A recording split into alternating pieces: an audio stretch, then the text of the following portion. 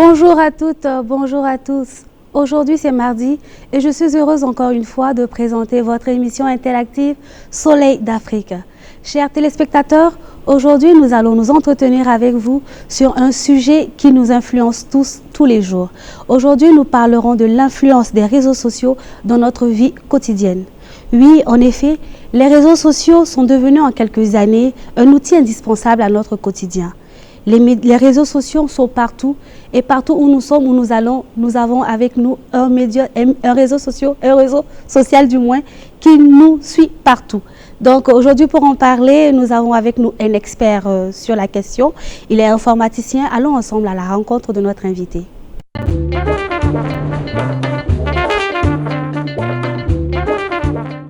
Je l'ai dit tantôt, il est informaticien, plus connu sous le nom de Salif Ackerman Ouedraogo. Bonjour monsieur Salif Ackerman, comment vous allez? Bonjour Eva, merci, ça va. Vous êtes bien réveillé ce matin?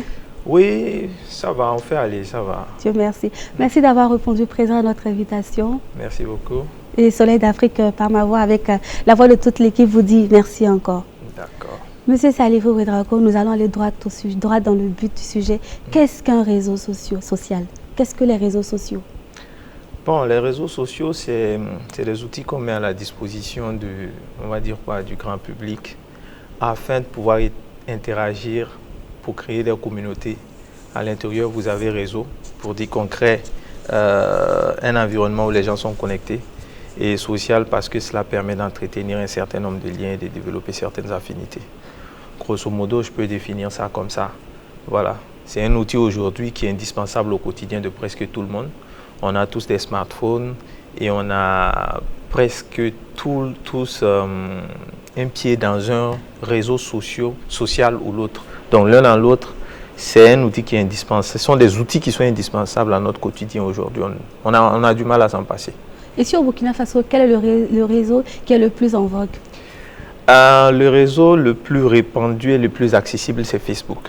Facebook parce qu'il est plus facile à utiliser, parce qu'il est plus simple à comprendre, parce qu'il est plus ouvert à tout le monde, parce qu'il y a d'autres réseaux sociaux, mais qui ne sont pas forcément aussi accessibles que Facebook. D'accord. Et quels sont les avantages d'avoir les réseaux sociaux dans la vie du Burkinabé? Bon, comme j'ai dit, c'est un réseau social. Et qui dit réseau social dit communauté. Et qui dit communauté dit un ensemble de personnes qui sont regroupées autour d'un centre d'intérêt commun. Donc, des affinités. Parce que quand on dit réseau social, c'est vague, mais quand on rentre à l'intérieur, on retrouve des gens qu'on voit autour d'un sujet ou autour d'un centre d'intérêt qui les met ensemble. Sur Facebook, vous avez des groupes, soit vous avez des gens qui sont dans des groupes, soit vous avez des gens qui ne sont pas dans des groupes, mais qui ont des pages ou des profils qui traitent d'un sujet qui intéresse une certaine communauté. Donc, d'une manière ou d'une autre, un réseau social, c'est vrai, il y a un aspect ludique, il y en a qui s'amusent avec, et puis il y a un aspect éducatif, il y a tout dedans en fait. Voilà, tout dépend de ce que chacun va chercher sur les réseaux sociaux. Il y a des inconvénients? Ah, naturellement, comme toute chose, il y a du bon, il y a du pas bon, ça dépend de ce qu'on cherche là-dedans. Je définis souvent les réseaux sociaux un peu comme votre couteau de cuisine. Vous pouvez l'utiliser pour couper vos condiments. Si vous ne faites pas attention, vous pouvez vous couper la main. Si vous êtes distrait, si jamais vous faites agresser à la maison, s'il y a un voleur qui rentre, votre couteau de cuisine, il peut vous servir pour vous défendre. Donc, c'est un outil comme tous les autres. Ça dépend de ce que chacun fait avec. Donc, il y a forcément des avantages. Il y a forcément des inconvénients en fonction de l'usage que chacun en fait. D'accord. On va ouvrir le bal des rubriques tout à l'heure. Alors à la rubrique micro-trottoir.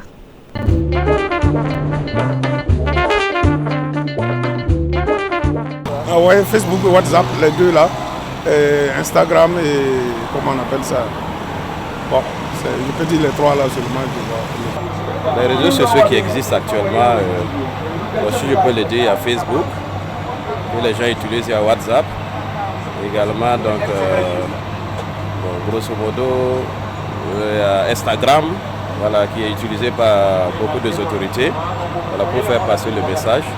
Alors voici grosso modo ce que je peux dire concernant les réseaux sociaux qui existent. Les réseaux sociaux que je connais, c'est précisément WhatsApp, Facebook, Twitter. Bon, Viber, ça, ce n'est plus d'actualité. Voilà. Je connaissais Facebook, Mon YouTube, les deux seulement. J'utilise deux réseaux sociaux, il y a WhatsApp, et il y a YouTube, et Facebook, donc c'est ce que j'utilise. Oui, c'est bien, ça nous aide beaucoup. C'est grâce à eux qu'on arrive à se communiquer. Donc vraiment, on les remercie. Bon, actuellement, je ne peux pas dire que j'en connais trop, mais bon, ce qui est là, il y en a qui est bien, il y a des inconvénients, il y a ce qui est bien et ce qui n'est pas bien. Seulement, c'est de faire beaucoup attention et de dire ce qui est la réalité, quoi. Voilà, ce qui se passe. Voilà, je pense que c'est ça qui est mieux pour nous tous. Bon, je dirais que c'est souvent un mal nécessaire. Parce que des fois, utiliser ça d'une façon intéressante, ça peut t'aider à avoir des notions sur ce que tu ne connaissais pas. Mais il y a des gens qui l'utilisent mal. Voilà pourquoi je dis que ça peut être un mal nécessaire. Vraiment, je peux le dire, c'est profitable bien sûr parce qu'il y a des informations quand même capitales que nous recevons à travers ces réseaux sociaux. Voilà, parce que de jour en jour, beaucoup de structures de la place utilisent ces réseaux pour communiquer avec le citoyen lambda. Donc ça peut dire que, mais dans ça aussi également, il y a d'autres qui utilisent cela pour en faire vraiment, donc, je dirais, du n'importe quoi. Donc sinon, sans quoi, c'est vraiment bénéfique. À travers les réseaux sociaux, on a des informations, on arrive à recevoir des informations, même si certaines informations ne sont pas fiables. Voilà, mais il faut noter aussi qu'il y a des informations avec des sources bien précisées. Voilà, c'est ce que nous pouvons dire. Bon, moi, je ne suis pas dans les réseaux sociaux. Hein. Ouais, parce que, mon Dieu, il y a des côtés positifs comme négatifs. Et avec nos populations qui n'ont pas trop compris, je crois que le positif, le négatif est en train de nuire beaucoup. C'est devenu un lieu de délation et de tout. Il y a les gens qui sont là-bas et c'est les comédies seulement qui est fait. Voilà. Alors, ce que je pourrais dire par rapport en termes de conseils, c'est vraiment l'utiliser en bon escient. Parce que bon, c'est un outil, je le dirais, actuellement, beaucoup l'utilisent pour travailler, bien sûr, pour vendre. Vu la situation actuelle, voilà, n'oubliez pas que nous sommes en train d'aller vers le e-commerce. Alors ça veut dire que tout se passe en ligne désormais, puisqu'on nous demande d'éviter les contacts. Donc ça veut dire que ça serait beaucoup plus développé. Donc je dirais que beaucoup de jour en jour, à l'heure actuelle, nous devons vraiment apprendre à l'utiliser, voilà, efficacement pour notre bien-être, au lieu de vraiment l'utiliser pour autre chose. C'était l'avis de nos téléspectateurs sur la question « Comment est-ce que les réseaux sociaux influencent-elles notre vie au quotidien ?» Retour sur le plateau avec notre invité, M. Salifou Akerman Ouedraogo, très actif sur les réseaux sociaux Facebook. Monsieur Salifou Ouedraogo, pour tous ceux qui nous prennent en marche, est notre invité du jour à Soleil d'Afrique. Et aujourd'hui, nous parlons de l'influence des réseaux sociaux dans la vie quotidienne. Un de nos téléspectateurs a souligné le fait que les entreprises utilisent les réseaux sociaux pour faire souvent passer leurs messages ou leur recrutement. Selon vous, quel est le réseau social qui est le plus adapté pour les entreprises au Burkina Faso? Bon, au Burkina Faso, on va dire quoi? C'est beaucoup plus Facebook. J'ai envie de dire que presque tout le monde est sur Facebook, même ceux qui ont les autres réseaux sociaux, je veux dire Instagram et autres, et Twitter et autres, sont la plupart sur Facebook, ou disons ont commencé sur Facebook pour la grande majorité. Donc là où il y a le plus, et même si on regarde les statistiques, là où on a le plus comment on appelle, d'acteurs, c'est sur Facebook. Donc, maintenant, une entreprise qui veut mettre un produit en avant va regarder, comment on appelle, va avoir un portrait robot du client qui veut atteindre et aller chercher ce client là où il se trouve. Donc, si c'est des produits jeunes, orientés, je sais pas moi, jeunes d'un certain âge, on va voir quel est le réseau social qui est le plus utilisé par cette tranche d'âge et il va aller là-bas. Mais dans notre cas, la grande majorité des gens sont sur Facebook au Burkina. Donc, c'est pour ça que vous voyez de plus en plus d'entreprises qui communiquent sur Facebook, soit à travers derrière des influenceurs, soit derrière une page spécifique qu'ils ont créée pour mettre en avant leurs produits ou leur entreprise. Parce qu'aujourd'hui, parmi les outils marketing que les entreprises utilisent, je vais dire au Burkina et ailleurs, les réseaux sociaux constituent une donne incontournable. Monsieur Salifou Ouedraogo, vous êtes très actif sur Facebook. Comment vous définissez-vous? Bonne question. Il y en a qui utilisent de façon... Il y en a qui parlent d'activistes, d'influenceurs, de coach motivateur, tout ça. Bon, moi, vous vous sentez où dans tout ce que les gens disent? Je me sens nulle part dans tout ça. Je me sens juste... je me définis juste comme un acteur des réseaux sociaux, on va dire ça comme ça. De façon générale, les sujets que j'aborde, je parle beaucoup de l'actualité, je commente souvent l'actualité. Il m'arrive de faire dans l'humour quelquefois. Ça dépend de mon humeur et puis il m'arrive d'aborder un sujet spécifique qui a trait à la vie de la communauté et je donne ma contribution, je donne mon angle de vue par rapport à ce sujet-là. Pour moi, c'est une contribution. C'est vrai que ça prend du temps quelque part. Ça dépend de comment chacun gère son temps. Mais moi, j'estime que c'est un outil important. À partir du moment où c'est un outil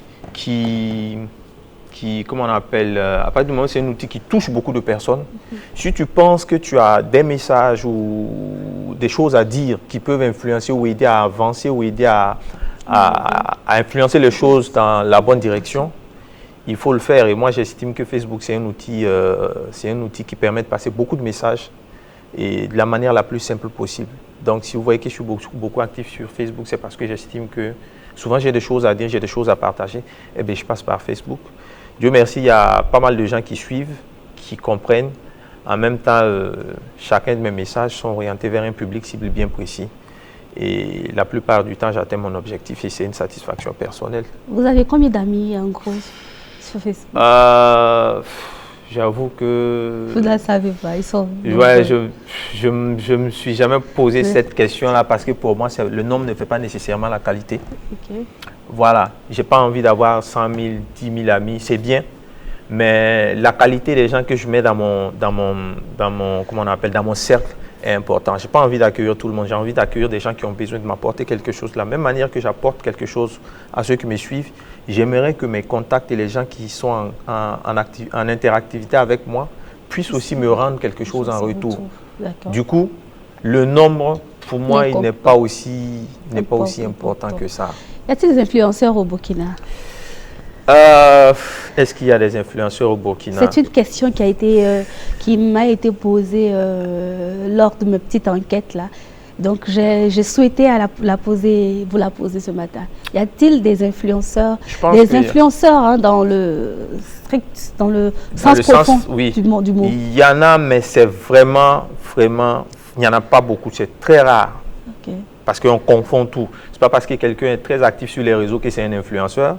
C'est pas parce que quelqu'un a beaucoup de followers que c'est nécessairement un influenceur, parce que le terme influenceur répond à quelque chose. C'est vrai que c'est quelqu'un dont les choix et les thèmes qu'il aborde influencent les autres, mais au sens strict, c'est plus ou moins quelqu'un qui s'y connaît dans un domaine ou qui s'est intéressé à un domaine, qui en a fait, comment on appelle, sa chasse gardée, et qui s'y connaît assez pour que ses choix puissent mieux orienter les autres. Voilà, moi je peux décider d'être un influenceur dans la mode. C'est-à-dire que sur mon profil, je suis quelqu'un qui aborde les thèmes en rapport avec la mode, exclusivement en rapport avec la mode. Je donne des idées, je développe des concepts, je suis plus ou moins quelqu'un qui s'y connaît. Donc à chaque fois que j'aurai à dire que telle tenue ou tel styliste est la personne la plus raffinée quand il s'agit de streetwear ou quand il s'agit de tenues de soirée ou autres, mon avis compte parce que tout le monde sait que je m'y connais. Du coup, on me suit et si je dis je dis aller à gauche, il y a 90% de chances que les gens aillent à gauche. Si je dis aller à droite, il y a 90% de chances que les gens aillent à droite parce que je m'y connais. Alors qu'on a beaucoup de gens qu'on passe pour des influenceurs alors qu'ils n'en sont pas. Avoir de l'audience, c'est une chose. Être un influenceur, ça répond vraiment à des codes, quoi. Parce qu'aujourd'hui, ça rentre dans le concept de marketing. Voilà.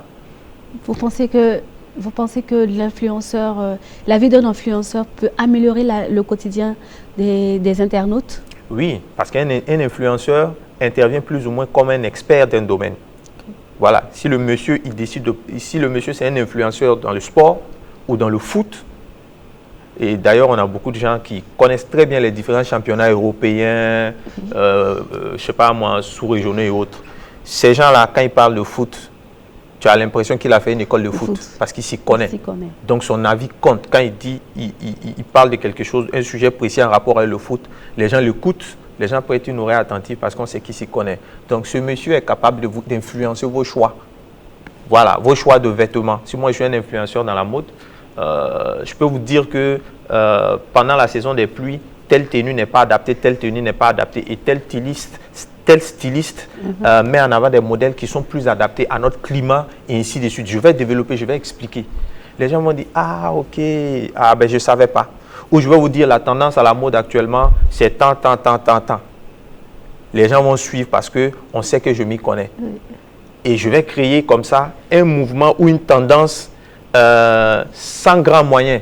Parce que j'ai un capital sympathie, un capital confiance de mes followers qui est tel que ils arrivent à me faire confiance. Vous parlez beaucoup de mode. Vous avez été attiré une fois par le mannequinat ou bien, je ne sais pas. Non, je parle de mode, c'est un exemple qui est venu comme ça. En même temps, les gens aiment bien s'habiller, les gens aiment être bien mis. Donc, la mode, forcément, c'est un sujet qui revient à tout moment. Quand tu sors de chez toi, ce que tu portes est le miroir, c'est le premier reflet que tu donnes aux autres avant que les gens cherchent à savoir à l'intérieur tu es quel genre de personne, avant même que tu ouvres la bouche, en fonction de comment tu te présentes, comment tu es habillé, on se fait une opinion de ta personne. Donc la mode, quelque part, c'est important. Sur le réseau social Facebook, on voit qu'il y a la mention j'aime. Beaucoup de gens, est-ce que la mention j'aime est le nouveau standard de l'estime de soi? Bonne question. Bonne question parce que vous voyez, quand on est sur les réseaux sociaux, les gens sont accros au j'aime et au partage. Qui dit partage dit un sujet qui sera lu par le maximum de personnes. Parce que si moi je partage un de tes posts, ça veut dire que tous mes contacts, a priori, vont le voir. Donc si toi tu avais 1000 personnes qui l'ont vu et que moi je le partage et que j'ai 3000 personnes, ça fait 4000 personnes. Donc plus il y a de partage, plus l'élément est suivi. Bon, maintenant les j'aime, c'est quoi? C'est dire que ce que tu as dit, le gars, quand on met le pouce, c'est pour dire que j'apprécie ce que vous venez de dire, ou je suis d'accord avec ce que vous venez de dire, ou ce que vous venez de dire est bien ou est utile, quelque chose dans ce genre. Et beaucoup de gens qui sont sur les réseaux sociaux, on va le dire ainsi, hein, parce que ça influence nos habitudes, notre comportement. Il y a beaucoup de gens qui sont sur les réseaux sociaux qui sont à la recherche d'une certaine estime. Du coup, très souvent, on fait beaucoup de choses juste pour les j'aime. En même temps, on n'est pas sur les réseaux sociaux pour la même chose. Voilà. Vous allez voir un timide qui n'ose pas prendre la parole en classe, mais qui est star sur les réseaux sociaux. Oui. Je ne dirais pas qu'il a la grande gueule, mais il développe des sujets ou en tout cas, il poste des choses où il est à la recherche peut-être d'une estime qu'il n'a pas eu ailleurs. Il y a des gens qui sont stars sur les réseaux sociaux, mais dans la vie de tous les jours, qui ne sont personne. Mais quand il arrive sur un réseau social, par exemple Facebook, par exemple, où il est très connu, il devient quelqu'un d'autre. Son attitude change, sa manière de parler change, sa manière de se comporter change. Il devient plus courageux. Une autre vie, en fait. Voilà. Il rentre dans une autre personnalité. C'est une autre sphère pour lui. Voilà. Donc les j'aime vous donnent l'impression d'être important. Parce que s'il y a des j'aime, ça veut dire que les gens sont d'accord avec vous et les gens valident ce que vous avez dit ou ce que vous avez posté. Souvent, on a l'impression d'être intéressant. Bon, donc pour quelqu'un qui, dans la vie de tous les jours, n'a pas l'habitude de recevoir des compliments, n'a pas l'habitude d'être bien vu, quand il se retrouve avec 100 j'aime, 200 j'aime, ça lui fait quelque chose. Donc, il est plus tenté. Ça rehausse son estime de soi. Ça rehausse son estime de soi. Et malheureusement, quand on tombe dans ce piège, on se retrouve à partager du n'importe quoi, rien que pour attirer l'attention. Alors que tout ce que les gens j'aiment ne sont pas forcément utiles. Voilà. On va marquer une pause avec la prochaine rubrique.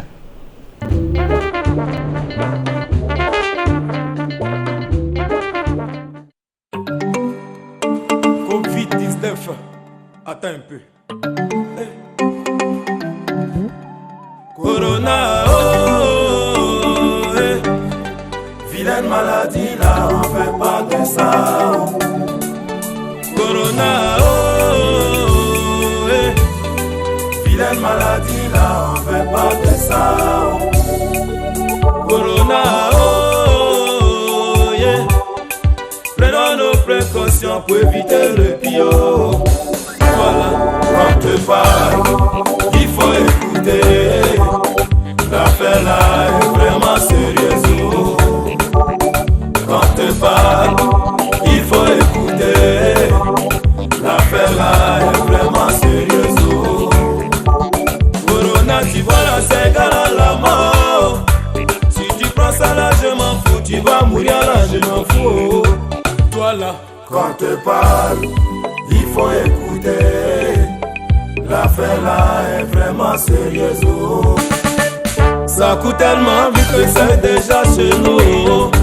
Ils ont fouillé et cherché, y a pas moyen pour contrecarrer ça. Ça coûte tellement vite que le danger se trouve dehors. Promenade par-ci par-là-haut, reste confiné chez toi. Corona, vilaine maladie là, on veut pas de ça. Ça a commencé en Asie, contaminé toute l'Europe. Aujourd'hui c'est l'Afrique qui a danger. Corona, ça crie pas, asiatique, américain, africain, européen, ça prend seulement. Atolago, yami kwa, yes, si on l'humanité est menacée. Fondation Magic System.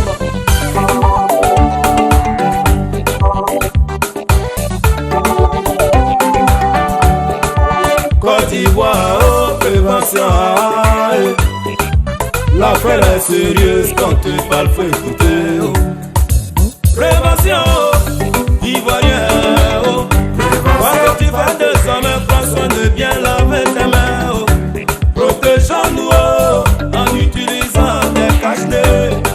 Distance sociale, où que tu sois partout. Les accords, la salutation risquent de propager la maladie. Veillons sur nos habitudes, le danger est déjà là-haut. Prévention, pour éviter le bio. Quand tu parles, faut écouter, l'affaire est sérieuse. Si tu tousses et que tu fais la terre, va vite à l'hôpital pour éviter le bio. Corona, vilaine maladie là, on veut pas de ça. Corona,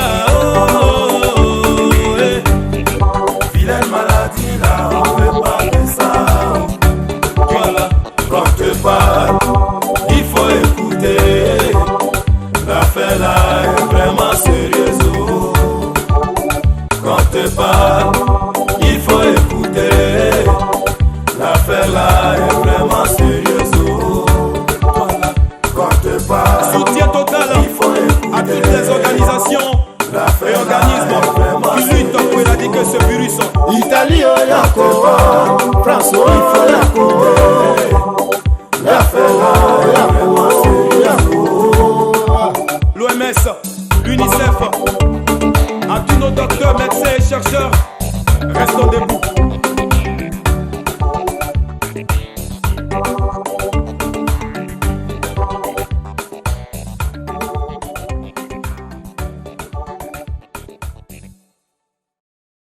C'était la voix des anges contre le Covid-19. Pour tous ceux qui nous prennent en marche, vous êtes dans votre émission Soleil d'Afrique et aujourd'hui nous avons pour invité Monsieur Salif Akerman qui est très actif sur les réseaux sociaux et particulièrement sur Facebook. Il est notre invité de ce matin pour parler de l'influence des réseaux sociaux dans notre vie au quotidien. Monsieur Salif Akerman, après avoir suivi ce clip, comment vous pensez que les réseaux sociaux peuvent influencer contre le Covid-19? Superbe question, c'est dans l'actualité et c'est une réalité qui est, on va dire, malheureusement réelle. Ouais. Comme j'ai dit, aujourd'hui, on a presque tout le monde sur les réseaux sociaux. Donc, c'est devenu aujourd'hui un outil de communication très efficace. Et on sait tous que pour les recommandations qui ont été faites concernant le coronavirus sont, on va dire quoi, de 3 ordres. On va parler de distanciation sociale, demande aux gens d'éviter trop de mouvements, les sorties inutiles, les voyages qui ne sont pas aussi importants que ça. Il faut rester chez soi pour ceux qui peuvent, parce que rester chez soi c'est bien, mais ce n'est pas forcément évident. Et, en tout cas, il faut limiter les mouvements pour avoir le moins de contact possible avec l'extérieur. Il faut respecter les mesures barrières, notamment se laver les mains, tousser dans le coude et tout ça. Il faut bien manger pour avoir un organisme solide, pour affronter la maladie au cas où on est touché. Mais pour passer ces messages, on fait comment? Il faut aller chercher les gens là où ils sont pour leur apprendre. Ce n'est pas des gestes nouveaux, mais c'est des gestes sur lesquels il faut insister. Parce que normalement, tout ce qu'on nous demande autour du Covid-19, pour éviter le Covid-19, c'est des actions du quotidien en fait. Se laver les mains, ça doit être naturel. Éviter de se saluer, ça c'est nouveau. Oui, parce que chez nous, en Afrique, voilà, c'est... à la limite, si on ne te touche pas, oui, il faut on ne sait pas encore dire bonjour. Non. Voilà, donc ça c'est une nouvelle habitude qu'il va falloir intégrer, qui n'est pas évidente, mais qu'il va falloir intégrer. Mais pour passer ce message-là, il faut trouver les gens là où ils sont pour leur dire voici ce qu'il faut faire, voici ce qu'il ne faut pas faire. Et aujourd'hui, les réseaux sociaux, tout le monde a un portable, tout le monde a Facebook. Les gens peuvent passer des messages de sensibilisation, les gens peuvent passer des vidéos de sensibilisation, soit des posts, soit des vidéos, mais surtout insister, donner l'exemple.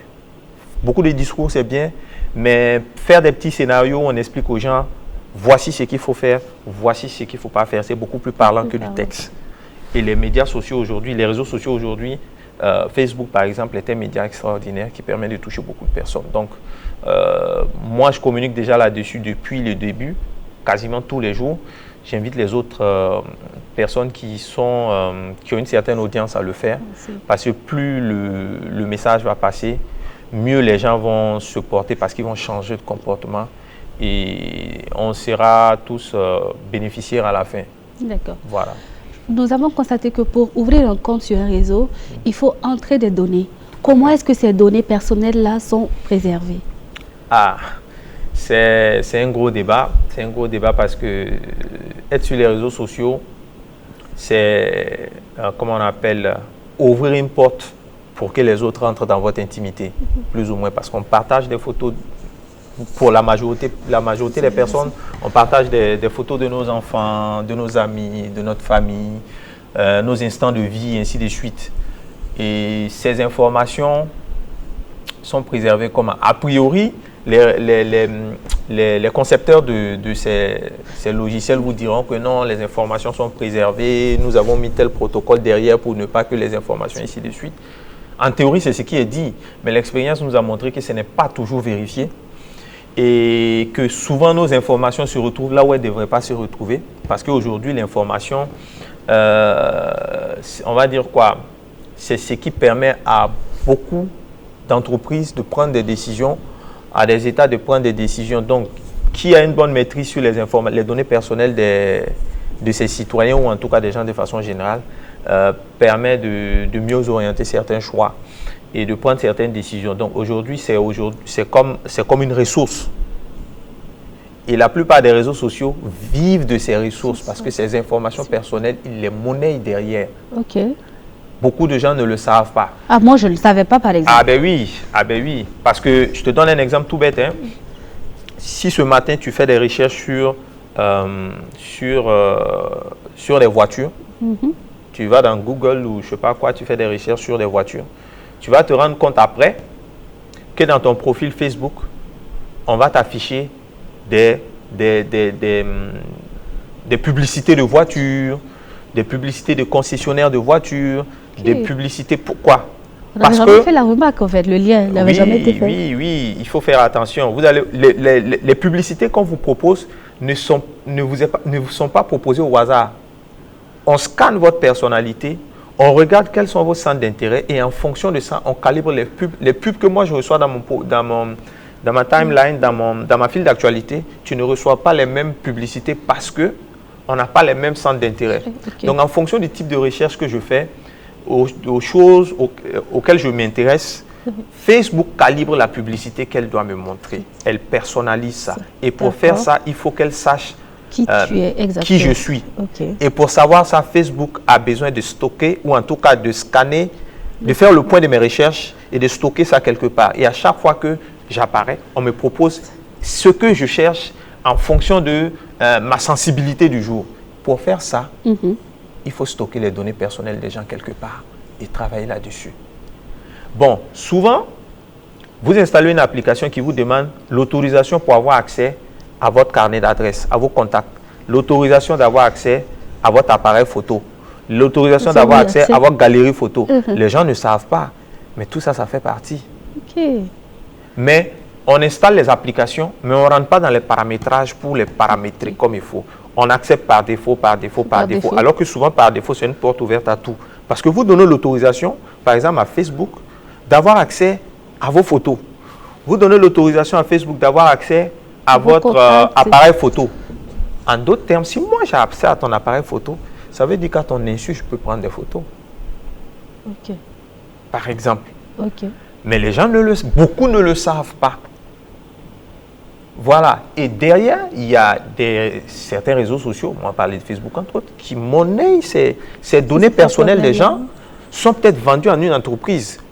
Moi, si je suis une entreprise qui veut savoir à qui je vais envoyer de la publicité concernant des vélos, il faut que je regarde dans une population de 100 personnes, quels sont ceux qui sont intéressés par le sport.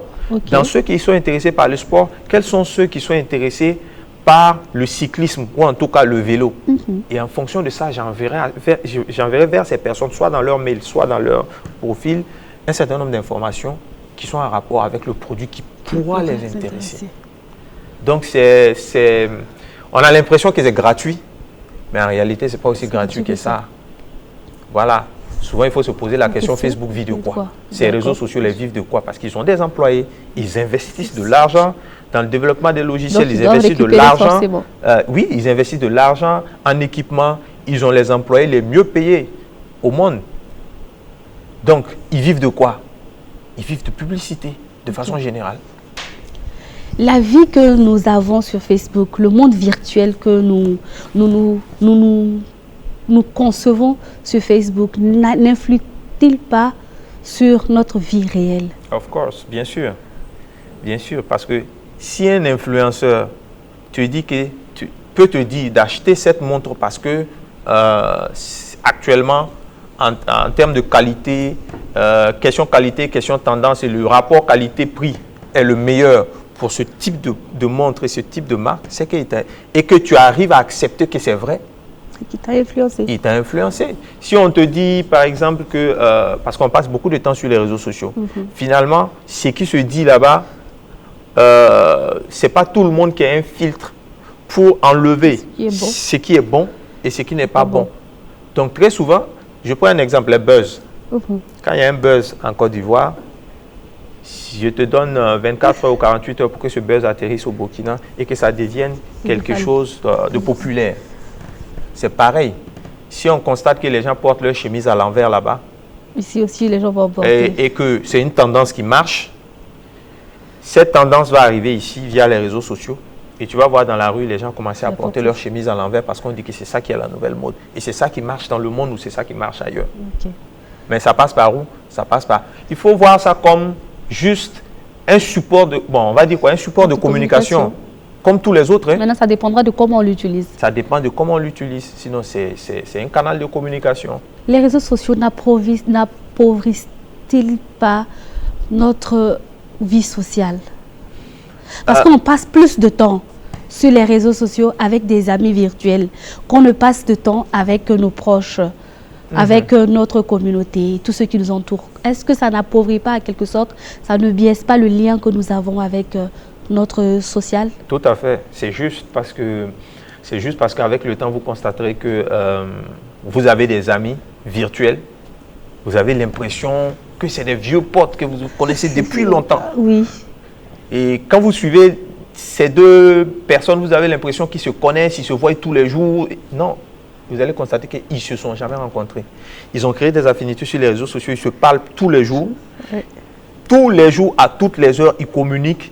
Mais en réalité, ils ne se sont jamais vus, ils ne se sont jamais touchés, ils n'ont jamais eu de contact. Est-ce que c'est bien? C'est bien dans le sens où ça permet de créer des relations. Oui.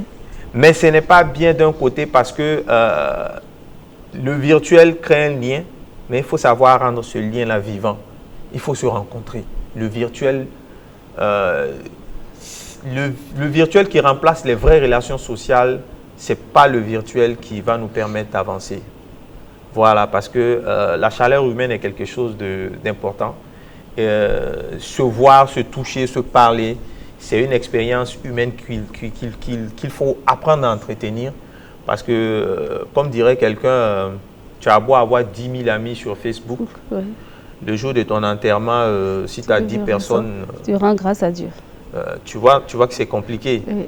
Voilà, donc les liens, c'est vrai, le virtuel a ses avantages, mais il a ses inconvénients parce que très souvent, il nous détache de la relation humaine primaire qu'on a les uns avec les autres, le contact, la chaleur humaine. Voilà, et ça, il appartient à chacun de faire la part des choses. Être dans le virtuel, oui, mais ne pas se couper de la réalité, ne pas se couper d'une relation sociale normale. De temps en temps, il faut se voir, il faut se parler, il faut, comment on appelle, partager un verre, partager une poignée de main, même si actuellement on dit qu'il faut porter des gants. Dans ce même élan, j'aimerais savoir comment se passe la vie à deux avec les réseaux sociaux. Ça dépend. Il y a des gens qui sont sur les réseaux sociaux et puis leurs copains, il y a des gens qui sont très actifs sur les réseaux sociaux et puis leurs copains ou leurs copines ne sont pas sur les réseaux sociaux ou ne sont pas aussi actifs ou peut-être même ils ne sont même pas amis sur Facebook. Voilà, maintenant, tout dépend de ce que chacun va chercher sur Facebook. Vous êtes très actif, vous passez combien d'heures sur les réseaux sociaux? Ça, c'est une question piège. Non, ce n'est pas une question piège. C'est une question comme ça. Nous aimerions savoir en fait. Parce que moi, j'ai envie de dire que je suis connecté H24. D'accord. À quel moment vous avez le temps de dîner en famille, de déjeuner avec les enfants? Je ne sais pas, comment vous faites ça? Comment vous arrivez? Attention à ne pas tomber. Hein? Comment vous arrivez à gérer ça, en fait? Parce que si vous arrivez à gérer ça, c'est sûr que vous allez influencer sur le mode de vie de beaucoup qui n'arrivent pas à concilier les deux. Voilà, donc votre expérience compte, c'est pour ça que nous vous posons cette question. Il faut dire que c'est pas toujours simple, c'est pas toujours simple. C'est vrai que je passe beaucoup de temps sur les réseaux. Mon épouse me reproche ça de temps en temps. Des fois même les enfants, quelquefois. Mais il faut se discipliner. Il faut se discipliner parce que quand on reste trop accroché à ça, ça joue sur, ça déteint un peu sur votre relation familiale.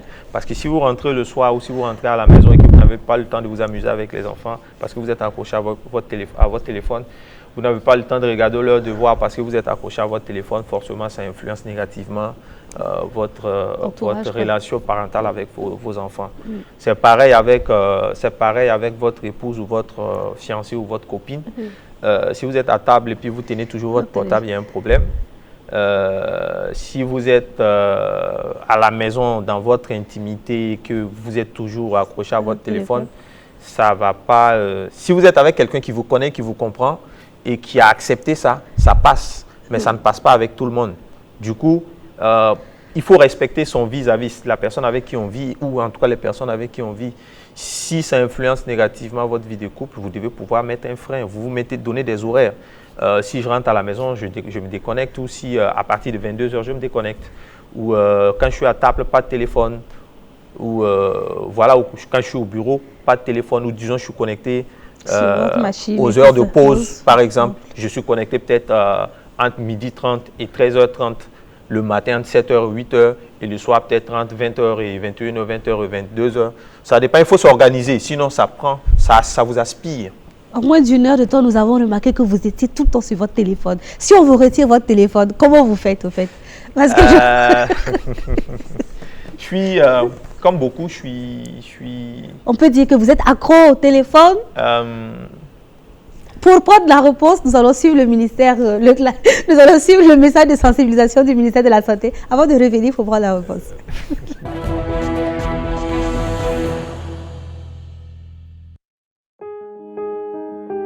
Sept choses à faire pour se protéger contre le nouveau coronavirus. Évitons de se serrer les mains et de faire des accolades. Les mains touchent de nombreux objets susceptibles d'être contaminés par le virus. Évitons de toucher nos yeux, le nez et la bouche. Lavons-nous les mains régulièrement à l'eau et au savon après avoir touché une surface souillée, avoir été en contact physique avec une personne. À défaut de savon, utilisons du gel à base d'alcool ou de la cendre pour éliminer les germes. Lorsque nous toussons ou éternuons, couvrons la bouche et le nez avec le coude plié ou avec un mouchoir à mettre immédiatement à la poubelle. Évitons tout contact étroit avec une personne qui tousse, éternue ou qui est malade. Gardons une distance d'au moins 1 mètre. Si vous avez été en contact avec un malade, observez l'autoconfinement avec surveillance de la température et des symptômes respiratoires et contactez obligatoirement la cellule de veille au 3535. Encourageons toute personne présentant les signes, fièvre, toux sèche, rhume, fatigue, douleur articulaire, difficultés respiratoires, à porter un masque, à rester chez elle, à éviter tout contact, à ne pas cracher par terre et appeler la cellule de veille au 3535. Ceci est un message du ministère de la Santé. C'était là le message du ministère de la Santé. Donc, nous allons retourner vers notre hôte du jour pour prendre la réponse à notre question. Je suis sûre que cette question est tant attendue par nos téléspectateurs. Monsieur Salif Akerman. C'est une question qui me gêne un peu parce que c'est une réalité. Mon téléphone, c'est... J'ai envie de dire que c'est un prolongement de ma personne. D'accord. Bon,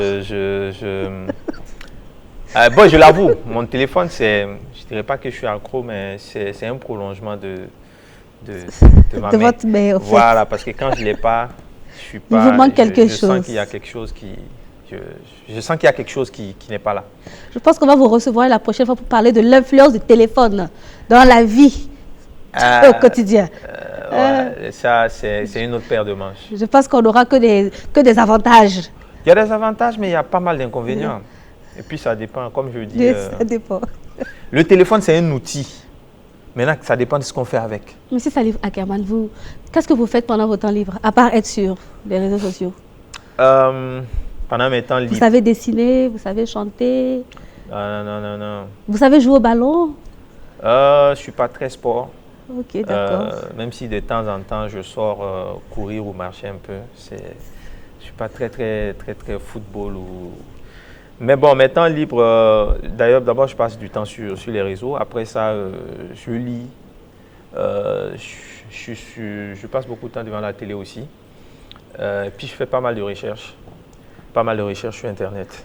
Je suis quelqu'un de curieux de nature. Donc, je m'intéresse à des sujets variés. Donc, il suffit que j'ai un petit doute sur un truc et puis je m'en vais faire des recherches. Donc, je passe beaucoup de temps sur Internet. Pas nécessairement sur mon téléphone. Hein. Oui. Pas nécessairement.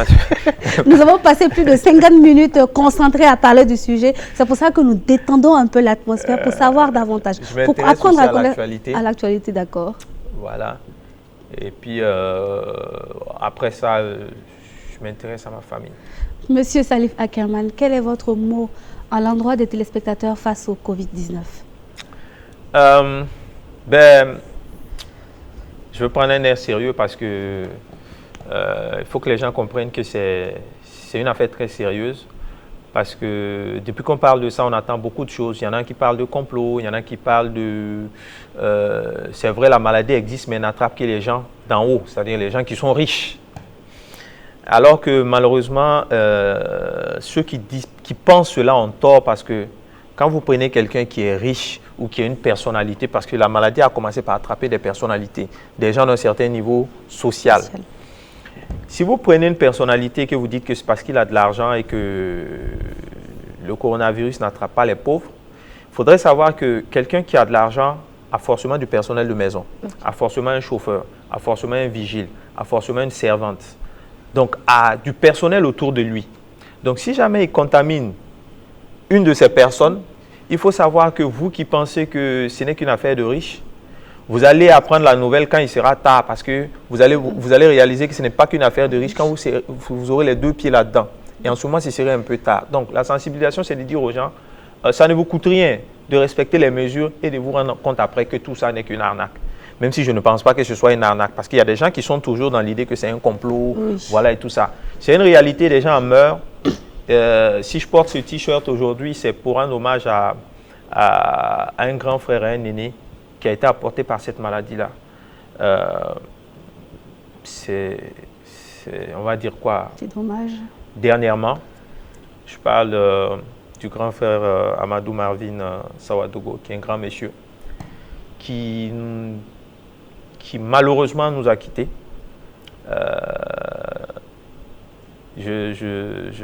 excusez-moi si je m'évade un peu parce que c'est assez douloureux. Mais vous allez constater la chose quand peut-être ça va toucher un proche, quelqu'un que vous aimez, quelqu'un qui vous est très cher. Mais c'est une réalité qu'il faut accepter. Mais on a des solutions. La solution, c'est de respecter les mesures d'hygiène préconisées. Se laver les mains, tousser dans le coude, éviter de toucher les objets d'une certaine manière, porter un cache-nez, se protéger, éviter beaucoup les mouvements, éviter les sorties, rester confiné, voilà, respecter les consignes. Mais moi, je vais ajouter une chose.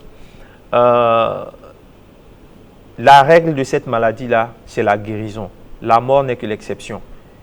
Et la majeure partie des personnes qui périssent sont des gens qui avaient déjà plus ou moins une santé fragile ou une maladie chronique ou qui avaient un certain âge dont l'organisme était déjà fragilisé.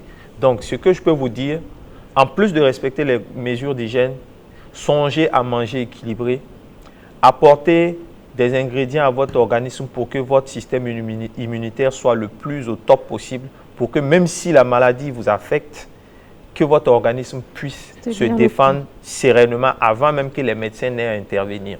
Donc, faisons attention à notre alimentation, protégez les personnes âgées parce qu'ils sont les plus à risque, protégez les personnes qui ont certaines maladies chroniques, la tension, le diabète, un certain nombre de maladies qui sont déjà difficiles à gérer et vous verrez qu'on va s'en sortir. Voilà. Tous ensemble. Merci. J'aurais souhaité vous demander votre mot de fin, mais je ne sais pas si c'est la déformation professionnelle. Dans votre ancienne vie, vous étiez avocat, ou bien vous étiez prêtre, ou bien vous prêchiez dans une mosquée, certainement. Donc, nous allons juste prendre votre mot de fin en quelques secondes. Le mot de fin, c'est déjà vous dire merci de m'avoir invité, de me permettre d'aborder un sujet qui intéresse les gens et de donner mon expérience, ou en tout cas ce que j'en sais. Et éventuellement me permettre d'apporter ma contribution à la lutte contre le Covid-19 parce que je viens de parler de ça tout à l'heure. Mais en même temps, me permettre de dire à la fin ici que les réseaux sociaux n'ont pas bonne presse. Mais ce qu'il faut savoir, c'est que les réseaux sociaux, c'est un outil comme tous les autres. Tout dépend de ce que chacun fait avec. Si vous ne voulez pas être dans les potins, vous allez aller dans les groupes où on ne parle pas de potins. Si vous ne voulez pas être dans les scandales, vous allez aller dans les environnements où il n'y a pas de scandale. Mais il y a des scandales partout. C'est juste que sur les réseaux sociaux, ça va plus vite. Donc, organisez-vous. Essayez de vous rendre utile sur les réseaux parce que c'est un outil de communication formidable. Essayez d'en apprendre davantage parce que sur les réseaux sociaux, il y a tout. Il y a des groupes qui vous permettent de vous améliorer, qui vous permettent de vous construire. Donc, il vous appartient de faire vos choix et d'utiliser cet outil-là. À bon escient. Voilà, bon escient. Merci, monsieur Salif Ackerman. Ce fut un plaisir de vous avoir reçu sur notre plateau de Soleil d'Afrique. Avant de rendre l'antenne, nous allons rendre un hommage vibrant à un monsieur qui a beaucoup marqué le cinéma africain. Un monsieur qui m'a aidé aujourd'hui à être ce que je suis devant vous.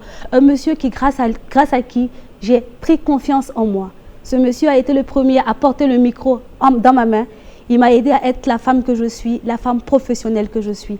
Un vibrant hommage à monsieur Amadou Marvin Sawadogo, que ton âme repose en paix. Toutes nos condoléances à la famille, à Tristé et à ses amis. Voilà. Prenez soin de vous surtout. Le Covid n'est pas un complot, il tue vraiment. Prenez soin de vous et de ceux que vous aimez. N'oubliez pas les mesures sanitaires. À bientôt pour un autre sujet. Merci.